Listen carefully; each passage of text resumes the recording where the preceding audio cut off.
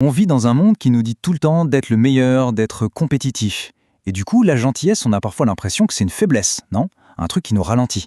Mais, et si tout ça, c'était une idée complètement fausse? Si au fond, notre bienveillance, c'était en fait notre plus grande force? Une sorte de super pouvoir caché et que la science peut le prouver. Voilà la grande question, n'est-ce pas? La gentillesse, est-ce que c'est une faiblesse? C'est une question qu'on se pose tout le temps. Si on est gentil, est-ce qu'on ne risque pas de paraître faible, de se faire un peu marcher dessus? Et cette peur, elle est complètement légitime. Ce sentiment, là, d'hésiter entre être bon et se protéger, on connaît tous ça. Eh bien, tenez-vous bien, parce que la science, elle, a une réponse et elle est hyper claire. C'est un grand non, la gentillesse, ce n'est absolument pas une faiblesse. En fait, c'est tout le contraire, c'est un véritable avantage biologique. Oui, on a bien entendu biologique, c'est inscrit en nous. Allez, on va voir ça de plus près. Alors, c'est quoi cet avantage biologique caché? Attention, là, on ne va pas parler de philosophie ou de morale, non. On va parler de ce qui se passe concrètement à l'intérieur de notre corps. Parce que les études le montrent très clairement. Être gentil, ce n'est pas seulement un cadeau qu'on fait aux autres, c'est aussi un acte qui nous transforme, nous, de l'intérieur. Et ça porte un nom un peu surprenant. On parle de dopage naturel. Oui, le mot est un peu fort, c'est vrai. Mais il est bien choisi. Imaginez un peu, chaque fois qu'on fait un acte de bienveillance, c'est comme si on donnait à notre corps un petit boost, une dose d'énergie qui nous renforce. Donc, loin de nous affaiblir, la gentillesse nous rend en fait plus résistants, plus performants. C'est fou quand on y pense, non? Alors, entrons dans le vif du sujet, la chimie du bien-être. Parce que oui, la question c'est, comment ça marche tout ça, concrètement? Eh bien, tout se joue au niveau de notre chimie interne. On va voir ensemble comment un simple geste peut déclencher une véritable cascade de réactions positives dans notre corps. Regardez ça! Le contraste est vraiment saisissant. D'un côté, quand on est stressé, notre corps est inondé d'hormones de stress, comme le fameux cortisol. C'est l'hormone de la lutte ou la fuite, celle qui nous pompe toute notre énergie au quotidien. Et de l'autre côté, quand on pratique la gentillesse, eh bien c'est l'inverse.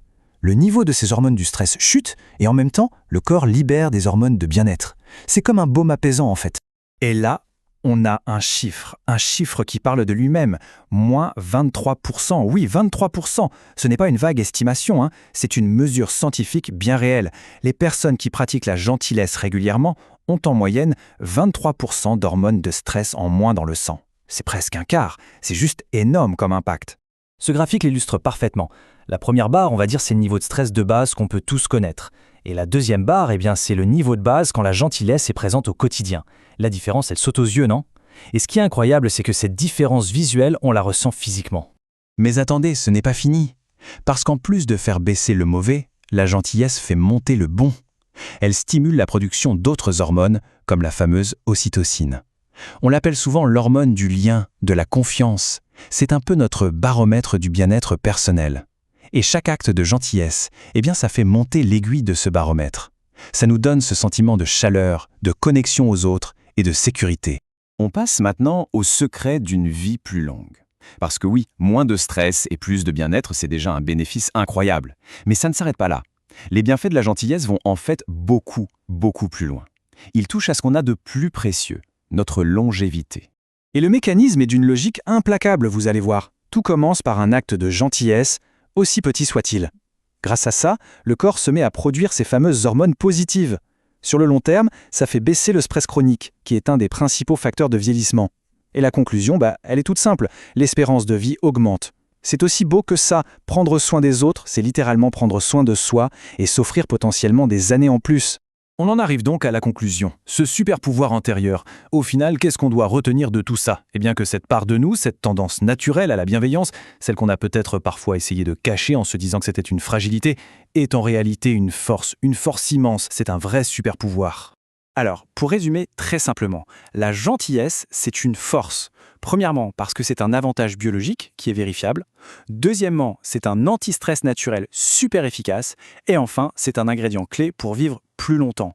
La gentillesse est un véritable bouclier biologique. Chaque fois qu'on choisit la bienveillance, on ne fait pas juste du bien autour de soi, on se renforce de l'intérieur.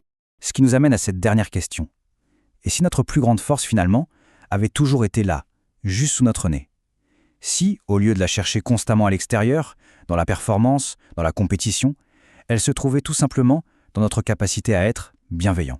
C'est une pensée qui, je l'espère, peut apporter un peu de réconfort et de validation. Parce que cette gentillesse, elle est précieuse. Il faut la cultiver.